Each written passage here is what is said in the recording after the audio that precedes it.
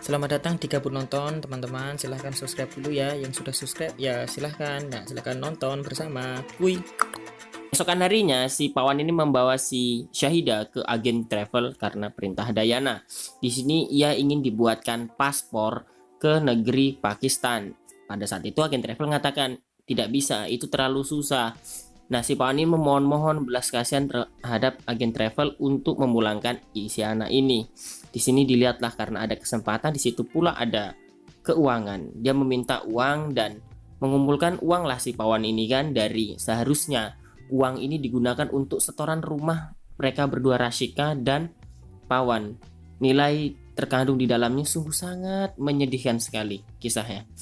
Nah, nanti dikatakan nanti kita nggak jadi nikah karena rumahnya batal kesetor atau gimana. Tapi kata si Rashika, baik atau enggak kita tetap akan menikah tanpa ada yang menghalangi kita. Pegang ucapanku, kata Rashika. Sungguh sangat perjuangan. Berpindah di agen travel, dia mengatakan banyak kenalan di Pakistan dengan meyakinkan si Pawan ini. Akhirnya dia mendapatkan seluruh uangnya si Pawan dan akhirnya Pawan meninggalkan Muni. हमारे जीवन में बस गड़बड़ ही हो रही है इतने घर लेके जाने पाकिस्तान में अरे ये तो तेरे जाओ अपने घर चली जाओ हम हाथ जोड़ते तुमसे. Pada saat di perjalanan pulang, si Pawan ini menangis panjang jalan. Ia sepertinya sedih sekali, tidak rela meninggalkan si Syahida ini sendirian. Ya mau gimana lagi, anak kecil nggak bisa ngomong. Ya mungkin si Pawan ini udah ada rasa ikatan batin tersendiri. Karena dia melihat sebuah toko gelang, ia pun berencana untuk membelikannya dia sebuah gelang seharga 25 rupiah. Pada saat dia kembali ke tempat travel tadi, si Pawan ini bingung, tempatnya udah ditutup. Tapi dia melihat sekelebatan Syahida dan si agen travel tadi pergi. Dengan semangatnya dan rasa cintanya terhadap Syahida yang begitu sangat mendalam atas ya kebersamaannya, Pawan ini mengejarnya hingga ke tempat hotel Taj Mahal. Di sini diperlihatkan bukanlah tempat-tempat yang bagus untuk anak-anak, karena di sini adalah tempat wanita-wanita nakal. Pawan semakin emosi dan mulai tidak tertahan. Pada saat ia membuka, ternyata si agen travel ini menjual Syahida kepada ya toko esek-esek gitulah, untuk dijadikan pelumas batang orang India. Sedihnya, dengan sedikit emosi gagah beraninya, akhirnya Pawan mengobrak-abrik tempat itu semua karena emosinya sudah tak tertahan lagi.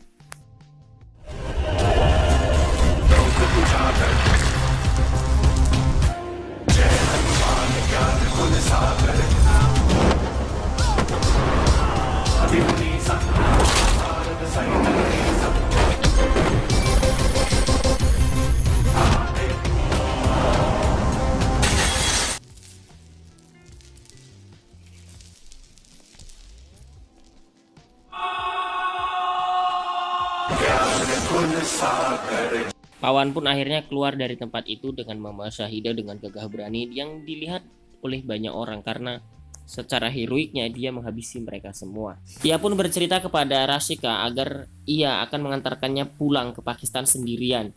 Tapi kata si Rashika, kita cari jalan lain, kan kau orang asing gitu loh, yang nggak tahu apa-apa. Dia punya kepercayaan berjanji terhadap Dewa Ram di hatiku karena kejujurannya.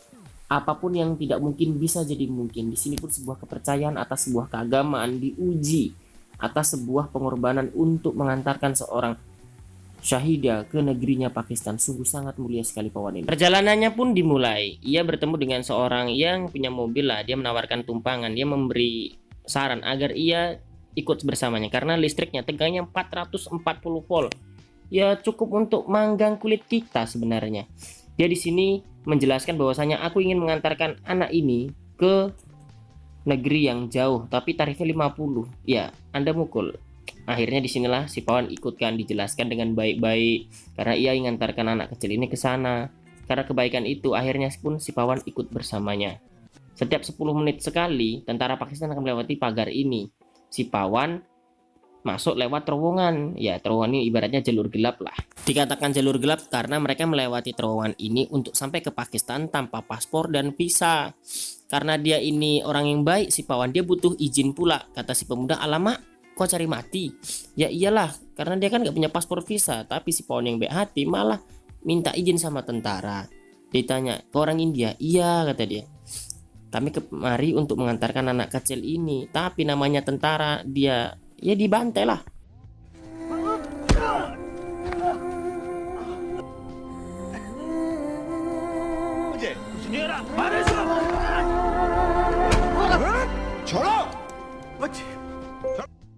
Si Pawan ini menjelaskan di sana masih ada terowongan, padahal dia udah diusir lagi tadi keluar pagar.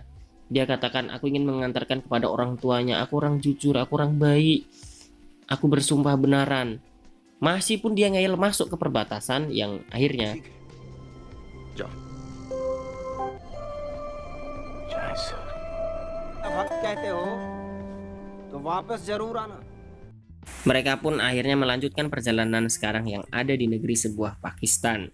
Di padang yang tandus, mereka melewatinya dengan sabar.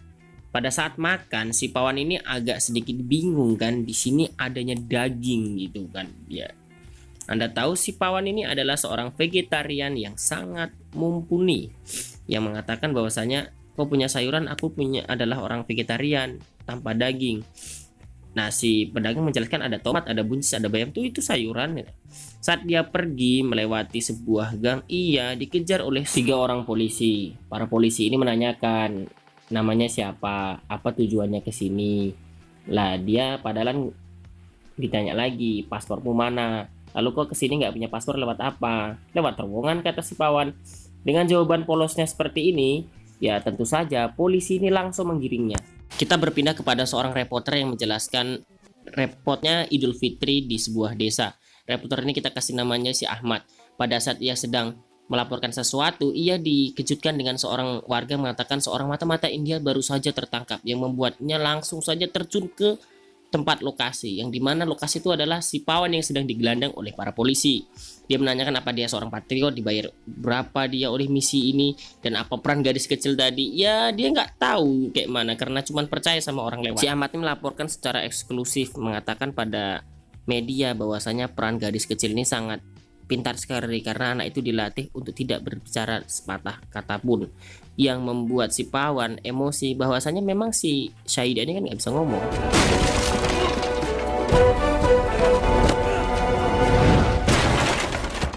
Si Ahmad yang tidak tahu menau melaporkan kepada polisi bahwasanya sang mata-mata sedang naik bus arah Alipur. Nah, di sini si Pawan dimintai tiket uang, padahal ia pergi jauh-jauh dari India ke Pakistan hanya untuk mengantarkan Syahidah untuk bertemu kepada orang tuanya. Luar biasa. Di sini Ahmad akhirnya bersimpati kepada dirinya. Perjalanan mereka bertiga pun akhirnya berjalan mulai dari sini hingga mereka sampai di pemberhentian terakhir. Di sini disarankan agar mereka bermalam di sini di tempat pondok pesantren. Keesokan besoknya dia bertemu dengan Ustadz bahwasanya ada tempat kayak gini di Kashmir. Yakinlah, karena si Ustadz ini baik, diantarlah mereka melewati semua pos penjagaan. Dayana yang tahu si Pawan pergi ke Pakistan sendirian menjelaskan begitu. Bagaimana dia ini, aduh makin kayak bodoh kali lah ibaratnya sih, kata si Dayana ini kan. Ya bagaimana dia pergi tanpa paspor dan visa. Si Ustadz ini membantu melewati segala hal pos penjagaan yang dikiranya seorang mata-mata kan, dengan menyamar istrinya gitu. Mantap. Di sini diperlihatkan bagaimana si Ustadz mau menolong si Pawan ini yang baik hati karena melakukan tugas yang mulia, itu mengantarkan Syahidah untuk bertemu orang tuanya. Di saat perjalanan ia menolong seorang yang sedang mobilnya mogok. Si Ahmad ini menjelaskan kepada si yang punya mobil bahwasanya ia itu nikah secara diam-diam. Nah kan ibaratnya tersimpatilah si bapak ini kan. Mereka nggak tahu bahwasanya yang mereka tolong ini adalah seorang kepala kepolisian daerah setempat, yang membuatnya bersimpatilah menyuruh anak buahnya untuk mengantarkan mereka sampai ke tempat tujuan. Di sini si anak buah tuh bertanya, apa kau tersesat, bingung gitu kan. Sampai pada akhirnya mereka ini sampai di sebuah rumah, padahal mereka nggak tahu ini rumahnya siapa kan. Si kepala kepolisian menanyakan perihal mata-mata yang masuk di daerah tersebut, yang menjelaskan bahwasanya dia membawa gadis cilik yang ternyata di situ dengan ciri-ciri tidak bisa bicara. Lah kan bingung kan, panik nggak, ya panik lah, orang dia tadi bersamanya kok. Perjalanan mereka ini begitu panjang, melewati padang gurun ya kan, melewati sampai numpang-numpang di atas tempat-tempat jagung, orang panen jagung. sampai mereka tempat adu pula dijelaskan bagaimana ya ini datang ke sini ini untuk mengantarkan anak ini yaitu bernama Saida untuk bertemu orang tuanya, meskipun dia nggak tahu siapa orang tuanya. Bahwasanya ia tahu kalau sebenarnya kata Ustaz tadi si Saida ini kemungkinan dari Kashmir gitu kan.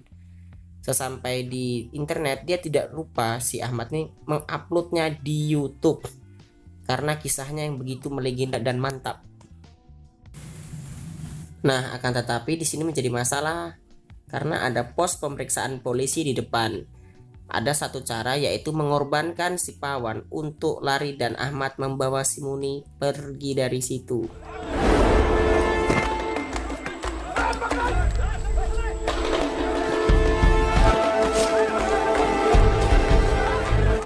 Di lain sisi, Ahmad akhirnya dapat mengantarkan Sahida untuk bertemu dengan orang tua tercintanya. Momen ini membuat semua orang yang melihatnya biasanya di filmnya itu meneteskan air mata karena perjuangan yang begitu berat, pengorbanan yang begitu berat sekali perjuangannya. Di lain sisi juga, video yang diupload si Ahmad ini tentang perjalanan si Pawan ke Pakistan untuk mengantarkan Sahida pulang itu bukan seperti hal biasa. Dia tersebar hingga ke seluruh pelosok dunia antara si India dan Pakistan. Akhirnya sama-sama menyadari atas kisah heroiknya yang cukup sangat melegenda. Di bagian intelijen, dia dituduh sebagai mata-mata meskipun salah satu anggota rakyat India bersimpati kepadanya. Seorang intelijen diutus untuk ke India, di mana si Pawan ini pernah membawa gadis kecil ini ke kantor polisi, tapi ia tolak. Dia pun diberitahu bahwasanya untuk menginformasikan bahwasanya setelah diselidiki memang dia benar bukan mata-mata. Tapi kepala intelijen ini malah menuduhnya agar ia cepat menjadi fokus mengakui seorang mata-mata. Kalau enggak ia akan dikirim orang lain untuk yang lebih mampu untuk menggantikan si intelijen yang sedang menginterogasinya ini. Akan tetapi dia tidak membiarkan hal itu terjadi. Di negara ia berasal, si Pawan ini begitu terkenal karena seorang reporter Pakistan itu menjelaskan bagaimana hidupnya ia, padahal ia sekarang lagi di penjara. Dia datang dari India ke Pakistan hanya untuk memulangkan Sahida, seorang anak yang kita nggak tahu sebenarnya orang tuanya itu siapa, yang mengakibatkan ia harus masuk penjara. Perjalanannya begitu panjang. Kalau dilihat ini tadi komandan begitu sangat bahagia karena memang ternyata si Bajar Bajanggi atau Pawan itu benar-benar jujur. Si Ahmad ini menggebu-gebu dalam sebuah narasi di siaran untuk membebaskan Pawan untuk pulang ke negaranya. Sesampainya di sebuah perbatasan antara India dan Pakistan, seluruh masyarakat baik negara Pakistan maupun India itu berbondong-bondong untuk memulangkan si Pawan ini ke negara asalnya. Meskipun di situ telah terjadi sedikit pergesekan lah ibaratnya, kan namanya nggak bisa lah orang pulang tanpa sebab gitu kan. Di sini juga dilaporkan bahwasanya si Pawan telah menyelesaikan misinya untuk memulangkan ke orang tuanya Sahida. Ada satu cekcokan di mana sang intelijen itu melarangnya, yang mengakibatkan di sini tentara itu memberikan izin dengan alasan berdalih ya taulah ya kan, kalah jumlah ibaratnya.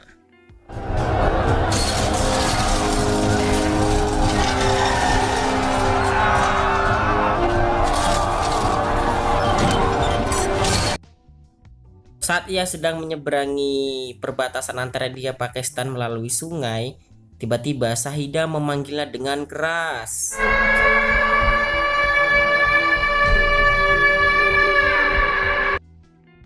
Pawan pun langsung menoleh ke Sahida dan mereka berlari bersama untuk saling ya ibaratnya melepas rindulah atas perjalanan mereka yang begitu panjang.